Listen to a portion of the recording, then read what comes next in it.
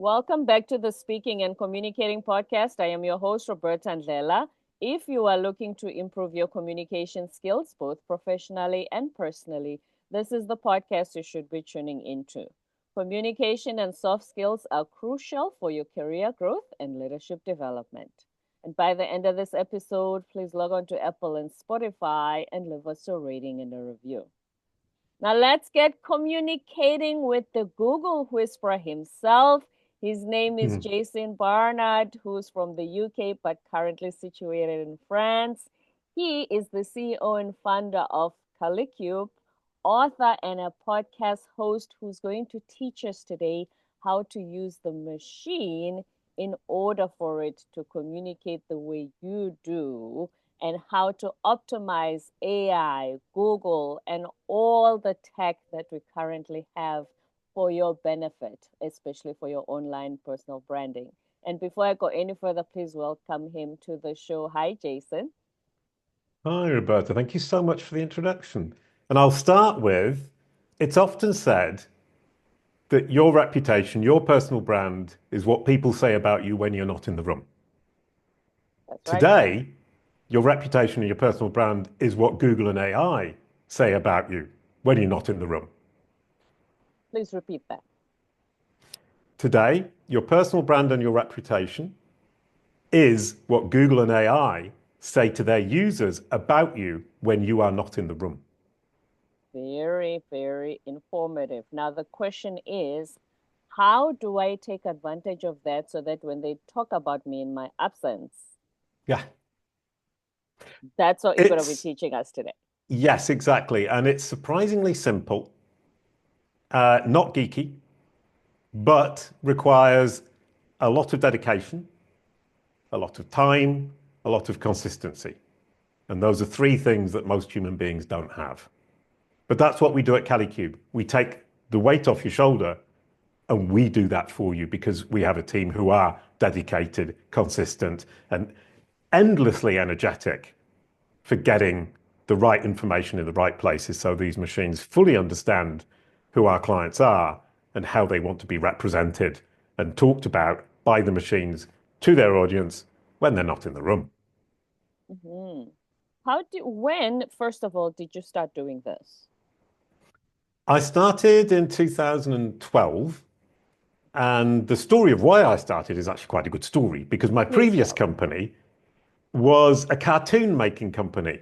And we made a very successful global cartoon with ITV International, Radio Canada. It was shown on Playhouse Disney. And we had a website with 1 billion web page views a year in 2007. And I was the CEO, I was the founder, and I built the company to be hugely profitable with these multinational global deals. And I exited the company and moved into digital marketing. And I used to go into meetings with my potential clients and I would convince them that I was incredibly good at digital marketing, that I could solve their digital marketing problems, their SEO problems, get their brand out there online because I'd been so successful with my previous company. And they would be very keen to sign. And then I would walk out of the room and they would Google my name. And when they Googled my name, it said, Jason Barnard is the voiceover artist for a cartoon blue dog. Because although I'd been the CEO of the company and the driver behind the company's success, I also gave my voice to the cartoon blue dog, who was the star of the TV show. Mm-hmm. And that lost me hundreds of thousands of dollars in deals because people who were going to trust me with their digital marketing suddenly thought, actually, he's a cartoon maker. He's a voiceover actor. I can't trust him with my digital marketing. So I had to figure out how to pivot Google's perception of me. So when you search my name, it says Jason Barnard is a successful entrepreneur and an authoritative, credible, respected digital marketer. So what Google was saying about you in your absence, so when you were not in the room, is not what you intended for people to find when they searched up your name. Exactly. And it wasn't positively serving my aim, which was to get clients for my digital marketing agency. And the secret sauce to pivoting Google's opinion of me and how it represents me was relatively easy for me to find. I implemented it for myself. It worked incredibly well. Within a couple of years, I looked like an absolutely authoritative figure in digital marketing. So I built a software called Kalicube Pro to automate the process for my team. So we now have a huge data set, 3 billion data points, and a software tech that helps us to create the situation where we can control what Google and AI understand about you, and therefore what they say about you when you're not in the room. Mm-hmm. So that software, for instance, let's go back to you being searched and then they find, oh, he's a voiceover actor. That software, where will it then put the voiceover actor, which is what you don't want it to be seen anymore? Will it be like, if you get 59 million results on Jason Barnard, will it be the 59 million one and everything else Yeah, is the digital marketing first? that's a really great question and a great way of putting it. It's not quite like that, but not very far away. I actually did it manually, and there's a guide here, kalicube.com, kalicube.com/guides. And you can download the guide and you can learn how I did this manually. Mm-hmm. And it takes time, it takes persistence, it takes consistency, which is very difficult to do. And you need a website for yourself. If you're a person or a corporation, you need a corporate website in order to be able to control, because the machines are looking for that central source of information from you where they can look at the facts and then go around the web and corroborate, check that what you're saying is true. And if they can't find that central source, they have nothing to relate all the fragmented information around the web to. Mm. But if you use our platform or you work with us, I've automated a lot of that process. And we build the website, which is AI optimized website ecosystem. And we will build the website to pull in your entire digital ecosystem in a way the machines can understand. So we present it to the machines in a way it's easy for them to digest, understand, and replicate, which is what they then do. They replicate what we're saying on that central hub website. Mhm. So if you already have a website, and I know a lot of us, we do a lot of basic types of websites, like mine is Communicate to Lead, and it's just basically, okay, I help you with the soft skills and the communication to be a leader. Here's my podcast, and I attach the podcast web links. If you already have a website, does Kalicube help optimize that too? Yeah, we would for our clients, but as I said, you can get the free guide and it will show you what you need to do. The important thing about the website is to remember you have two audiences. You have the people who visit the website with whom you will do business, Mm-hmm. but you also have these machines, Google, ChatGPT, Microsoft Bing, Alexa, Siri. They visit the website in order to understand you, understand who you are, what you do, which audience you serve, understand whether or not you're an authority and a credible figure within your industry, and see what content you have that will help them to educate the subset of their users, sorry, who are your audience. So building out your website with the idea that you're trying to educate these machines like their children, and we can talk about that in a moment, Right. is very important. These machines are children that want to understand the whole world. They're not stupid, they just don't have the information in a format they can fully understand. So if you build your website in a way that communicates to these children the information about you and your credibility in a format that they can easily understand, and then you point them to all of the corroborative sources around the web that prove what you're saying, these child machines will simply repeat what you said on your website. Which is your central hub. Now let's talk about you saying that you you help your clients make Google their new business card. What do you mean by that? Right, yeah, brilliant question. Because when I left the room, when I was talking to my prospects, I left my business card, but they put the business card to one side and Googled my name. So actually, my business card was the Google search result for my name, not the card I'd left them with physically. And with COVID and online meetings, when somebody's talking to you on a business call, more often than not, they're going to be Googling you. That's your business card. Whatever I say to you is important, but what Google says about me whilst I'm talking to you is potentially more important. Mm. Google is potentially more important than me saying, Jason, I'm this, I'm that on the Yep. on the Zoom call right now. So Okay. if you're listening to me now and you think, okay, Jason Barnard sounds impressive, um, do I really believe him? Do I believe that he can control Google and ChatGPT? My advice to you is go to Google, search my name, Jason Barnard, JasonBarnard. Look at the result. Ask yourself, does he know what he's doing? Then ask ChatGPT, who is Jason Barnard? It will give you an 800-word essay with my entire life story in a lot of detail, and it's 100% accurate. Then try it for yourself, that same trick, Google ChatGPT, see if that works. Then try it for your competitors, your peers, the people you envy in your industry. Probably does work for them. Don't you want to catch up? I think the answer is yes. Of course, no need to reinvent the wheel if somebody has done it successfully. Good point. Right. So is that what you uh, define as the Kalicube process? Yeah, the Kalicube process is all about understandability, credibility, deliverability. And when I say it like that, it doesn't really mean very much. But if you look at understandability, is does the machine understand who you are, what you do, who you serve?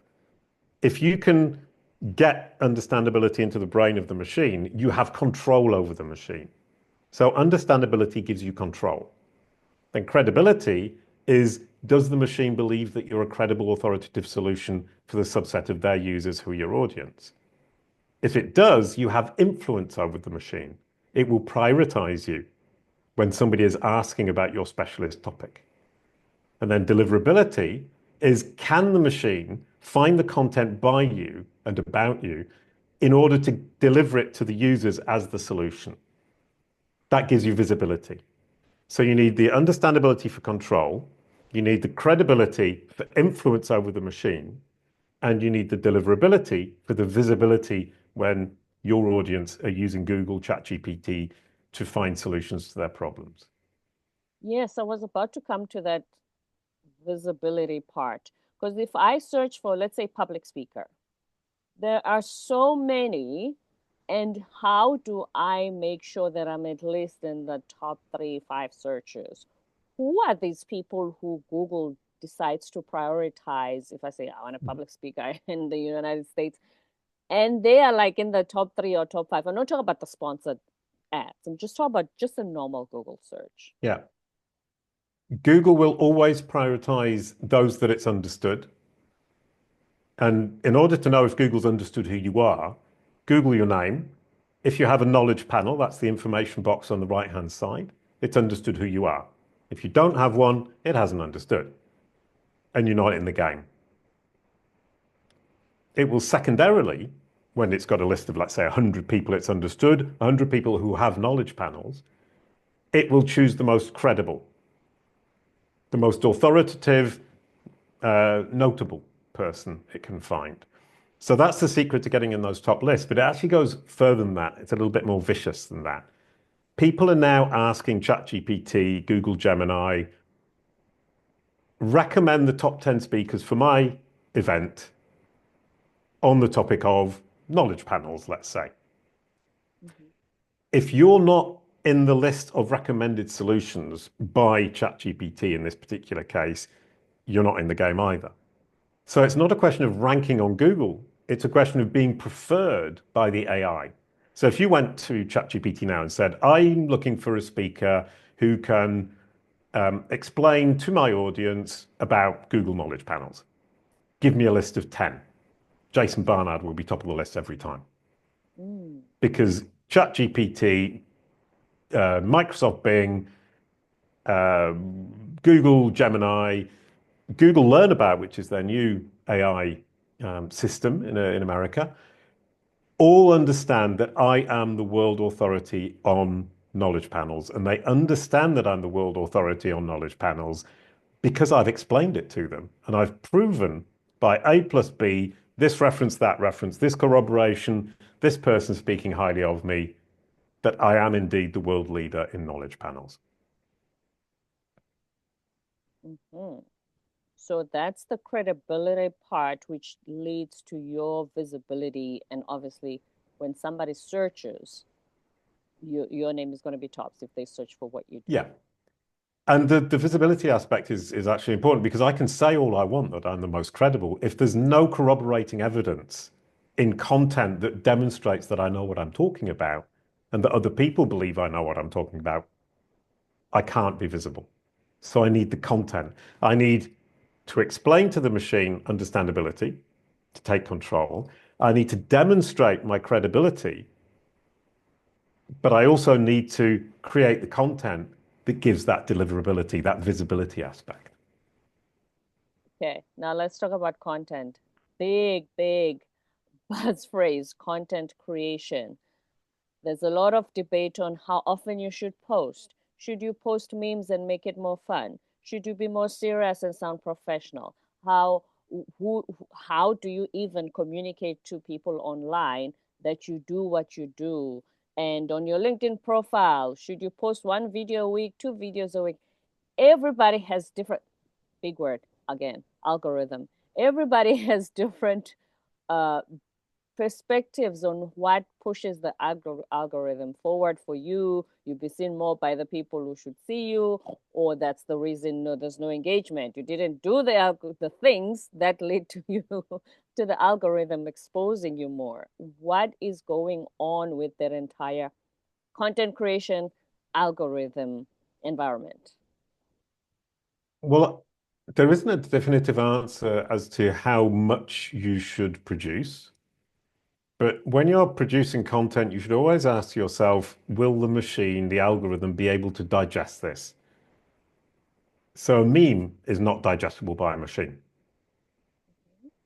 So it won't help in terms of the algorithms. What it will do is help in terms of engagement by your audience, which indirectly will help with the algorithms. So a video, for example, this video, if you put captions, the machine will understand what we're saying with more confidence than if you try to let the machine figure it out for itself. So if you've looked at the subtitles on YouTube when they're auto-generated, there are lots of mistakes, especially company names, people's names. It often misspells my name. It misspells Kalicube, my company. And Roberta, you have the same problem.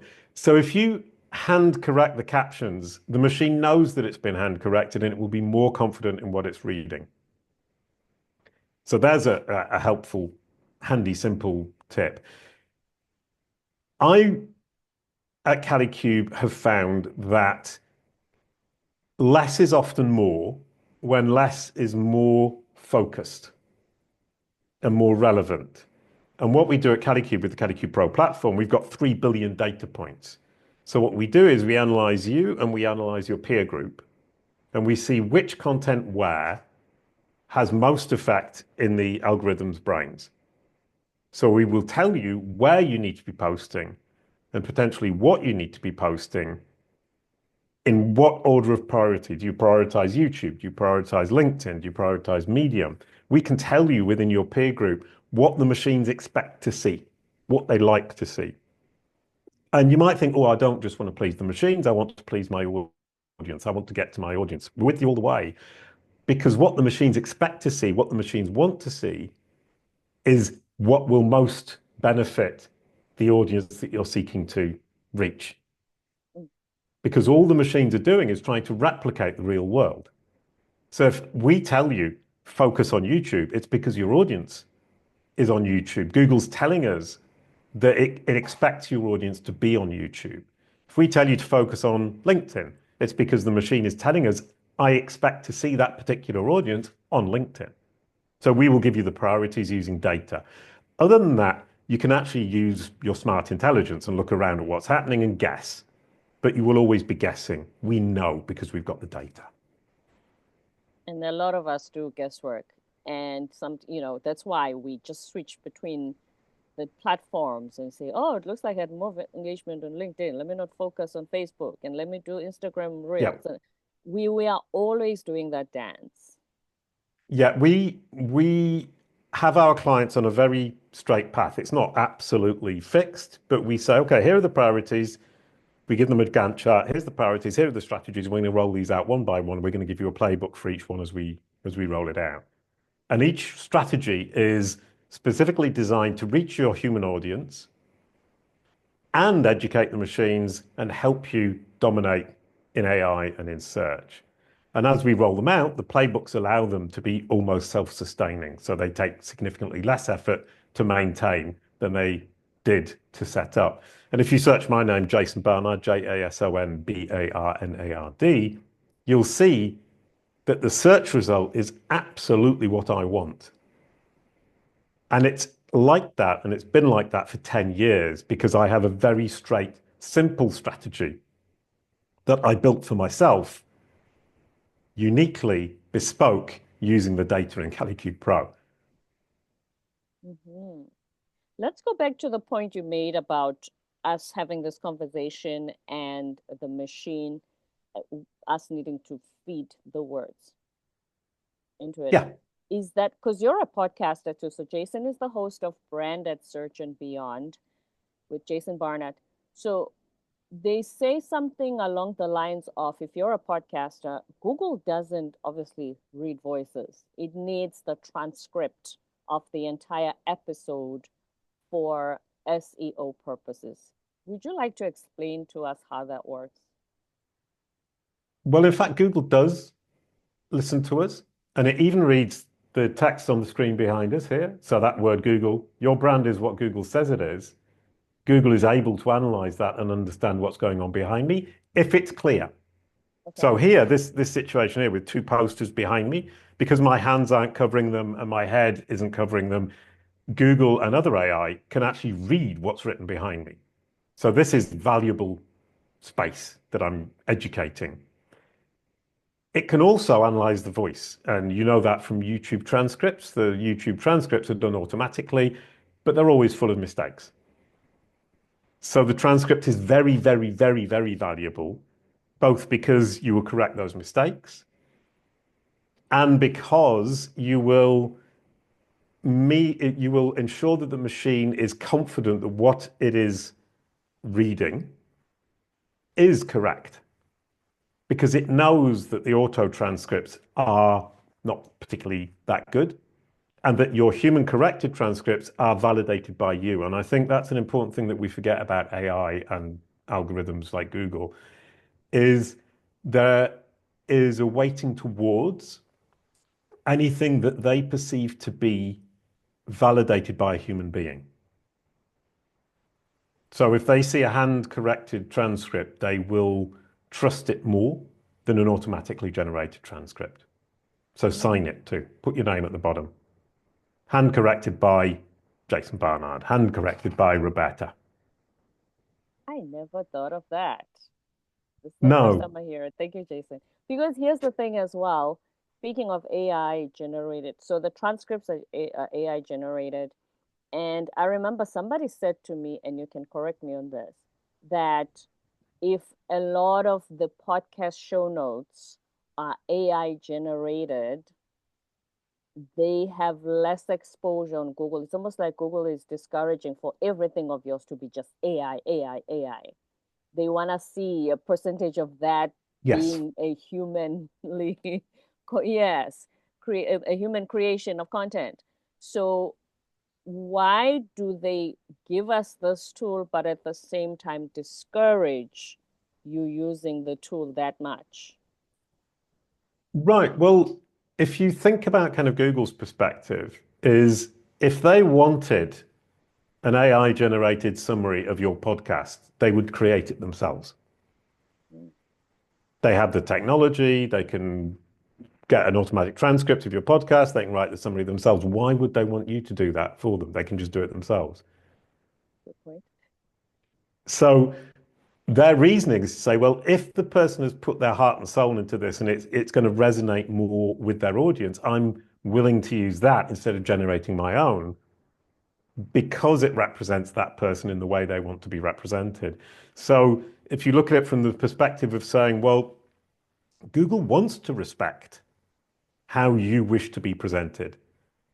People don't realize that Google isn't looking to misrepresent you or represent you in its own particular way. It's looking for information from you that explains to it how you want to be represented, how you want to be perceived, what your personal brand narrative is, or corporate brand narrative for that matter. And if you don't give it to the machine, it will just invent it. If you do give it to the machine and you're sufficiently clear and consistent around your entire digital footprint, the machine will simply spit out what you've given it. Once again, ask my name on Gemini, on ChatGPT, on Google, and you'll see it's spitting out exactly what I'm saying on my website. That won't be the case for 99% of people in the world. Mm. And speaking of websites, some of the companies even say, how do I make people even find my website unless I'm on a podcast and telling them that, oh, it's this.com. They sometimes have this, do I even need one? And do people even look up websites, or do they just go straight to Google? And That's Jason a Barnard is a Kalicube founder who helps use the Google Whisperer. Some people struggle with the very idea of, I don't think anybody even finds my website. Yeah, and I would argue it doesn't matter. Oh. Because what's happening now is, for example, we could say the Google search result for my name is more important than my website. Because people don't even visit my website, they just look at Google, they say, okay, this guy is obviously the bee's knees. He's obviously a huge authority in digital brand management. So I don't need to visit his website because Google has vouched for him. So they don't even visit my website. They go, okay, great, I'll do business with him. Why did they search my name in the first place? Because they saw me on LinkedIn, because they saw me on YouTube, because they saw me at a conference, they saw me on a podcast. Search my name, look at me on Google, ask ChatGPT. I'm convinced, no need to visit his website. I'll just call him up and do the deal. You would think my website therefore doesn't matter, but actually the only reason Google is showing such a great result, the only reason ChatGPT is saying Jason Barnard is a world-renowned expert in digital brand management is because they're using my website as a central hub of information about me. So it serves that purpose. And it's not about just looking at it from the narrow view of, oh, if they don't type in my website.com, then what's the point of having it in first place? Which is actually what you explained to us at the very beginning, that it's the central hub. Yeah, and kind of what you're pointing out here is it's hugely ironic for me to say you have to have a website, but you don't need anyone to visit it.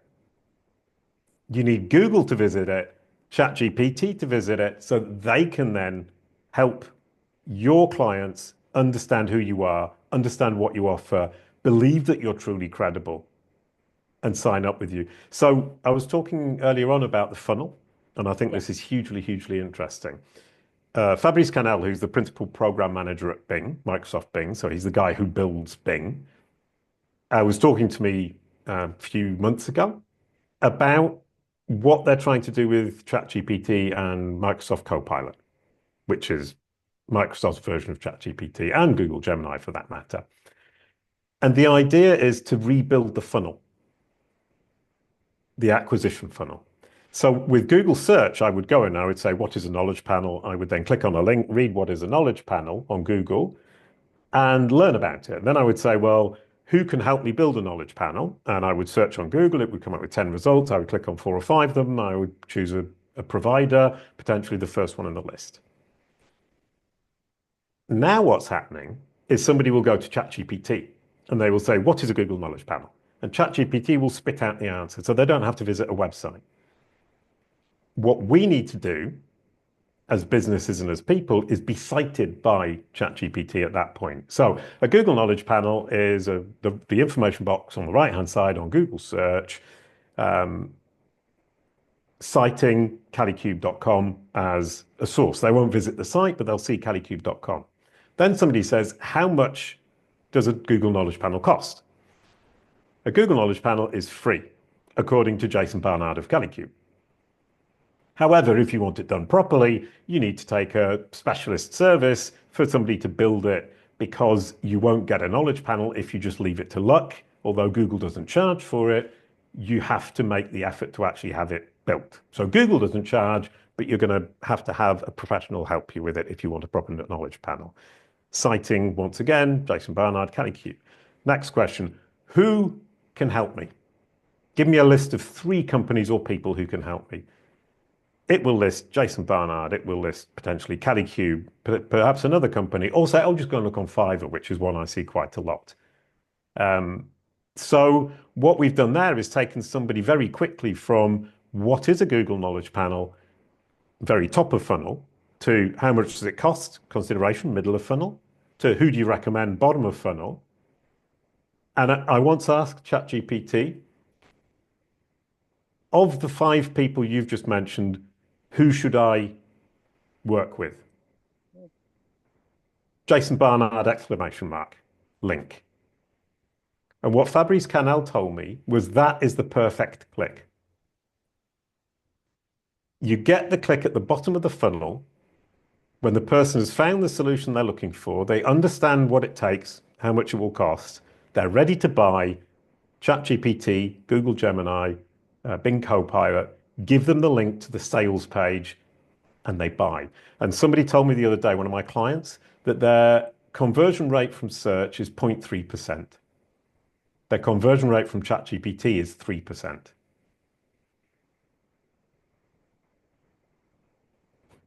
That's the future. I'll repeat that. The conversion rate from search was 0.3%, 0.3%. The conversion rate from ChatGPT is 3%. 10 times, yeah. This is high ticket sales. It's huge. That is online utopia. But you have to remember that the machine is building the funnel, so they won't visit your website all the way down the funnel. But you need to make sure that you're consistently present throughout the entire funnel. And the only way to do that is to educate the machine about your funnel using your own website. So once again, although the person only visits the website right at the end, you need the website to create that funnel in ChatGPT, in Google Gemini, in Microsoft Copilot, or Perplexity, if you like Perplexity. Because that's the ultimate information hub about you. Yep. And we were talking about it earlier. These machines are the ultimate influencers. Think of an influencer with 1 million followers on YouTube. That's peanuts compared to Google or Bing or ChatGPT, who are serving billions of people, trillions of small niche questions, where the person is explicitly asking the machine for a recommendation to a solution to a problem. That's trillions of potential recommendations that these influencers, these massive influencers, can send your way. Wow. Trillions in exposure from these influencers if you do this right, the way Jason and his team does. With the free guides, kalicube.com, kalicube.com/guides. And I'm obviously kind of pushing that, but they're free guides and we don't ask for anything. We give us your email, you get the guide, it's free, and then unsubscribe from our newsletter if you want to, that's fine. Because this is fundamentally important, we've discovered an existential problem and we found the solution, so we're giving it away. Thank you, Jason. And on behalf of our listeners, thank you very much. Kalicube.com guides, yes. Thank you. Go ahead. Well, the thing is, when somebody asks me a question and I know the answer, I'm like a 10-year-old child. I can't stop myself telling you the answer. So my team said, we might as well publish it as a guide, give it away. Then you can just give everybody the answer, which is what I've done today. And we can make a business serving people who understand that my team, with their data and their experience, will do it better, will do it faster and more reliably. And we will take the weight off your shoulders. And as a busy entrepreneur, you can get on with running your business knowing that we're looking after your personal brand in search and AI. And then Branded Search and Beyond, your podcast, do you discuss this in detail as well? Branded Search and Beyond, we've now changed the name. It's now Fast Lane Founders and Legacy. So there's a big chunk where I talk about branded search. And now we're talking about entrepreneurship. And so if you go and listen to the podcast, there are about 300 episodes about branded search, digital marketing. And since the beginning of this year, it's more about entrepreneurship, how to run a business, how to grow your business. Oh, it's a mixture, and we changed the name. But I thoroughly recommend it. What I do for my podcast, I think a little bit like you, is I invite people who I think can teach me something, and Mhm. then I ask them the questions that come to me. I'm curious, like you, and that brings out so much important, helpful information. And I can't imagine that listening to your podcast is ever going to be a waste of time for anybody. And I don't think listening to my podcast is a waste of time for anybody. It's full of amazing insights from super smart people who know stuff I simply don't know. That I actually was saying to one of my guests the other day, I said, having a podcast is like a mini MBA. There's so much that you learn. Yeah, You, as the host, there's so much that you learn from different people around the world. And look what you taught us today. Like, I'm completely blown away because all super. we've known so far is just have a website. Yes, all the stuff we've known, I'm not saying it's not correct, but you've just brought this extra element of optimizing it. And Yep, there's just this guide. Thank you very much again for it. There's just so much work that we can do in order to have that understandability, credibility, and credibility. visibility, which we're all looking for. Yeah. Oh, you've nailed it. Super. I love it. After just half an hour, somebody who completely gets it can reel the theory off. Brilliant. I appreciate that. Thank you, Jason. Is there anything that you were hoping to share with our listeners that I haven't asked you? Because you're the expert, obviously. I would just share that whether or not you think it's important today, managing your personal brand in AI is fundamentally important, I would argue. It's an existential question that you need to look into at some point. Um, and as an entrepreneur, it will help your business, but as an individual, it will always help your career as well. And it's well worth investing your time and your effort to ensure that you have some level of control over how the AI represents you. Because whatever level of business you're at, whatever your career is going, whatever your social media output is, somebody is always going to be asking Google or ChatGPT about you at some point in their journey with you. And you want to be the final recommendation on ChatGPT, just like Jason Barnard. Exactly. Thank you very much, Jason, for being here today. Before we go, please give us again the website and where to find the guide for our listeners as well. The website is kalicube.com, kalicube.com/guides. And if you want to engage with me Yes, indeed. online, you can Google me. And there's a QR code for people who are listening on the podcast. Google me on Google, Jason Right. Barnard, JasonBarnard, or ask ChatGPT, who is Jason Barnard? Do you recommend him? Is he a nice guy? Ask it whatever you want, and it will tell you the truth. And you said it can read this while, because this is going to be a YouTube video as well. So while you hold up that poster, it can read it. Yeah, I mean, it would be able to read Ask ChatGPT and potentially also read the QR code and visit the link. Wow. Completely amazing. Thank you so much, Jason Yeah, Barnard, thank CEO you and so much, founder. Roberta. That was delightful. Always, always a pleasure. Delightful indeed. And so much that you taught us today. So we really appreciate you. Thank you so much. Have a lovely afternoon in windy Chicago. Thank you. And enjoy France as well. Climb the Eiffel Tower. Don't forget to subscribe, leave a rating and a review on Apple and Spotify, and stay tuned for more episodes to come. A lot of people think that getting to the top of Google, mastering your presence in Google and AI like ChatGPT is all about putting as much content out there as possible in as many places as possible. Spray and hope.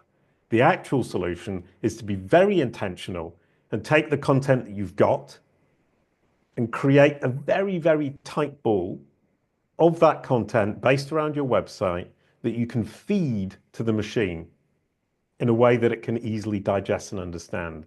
Less is more if that less is very relevant and is presented to the machines in a way that they can digest, understand, and use.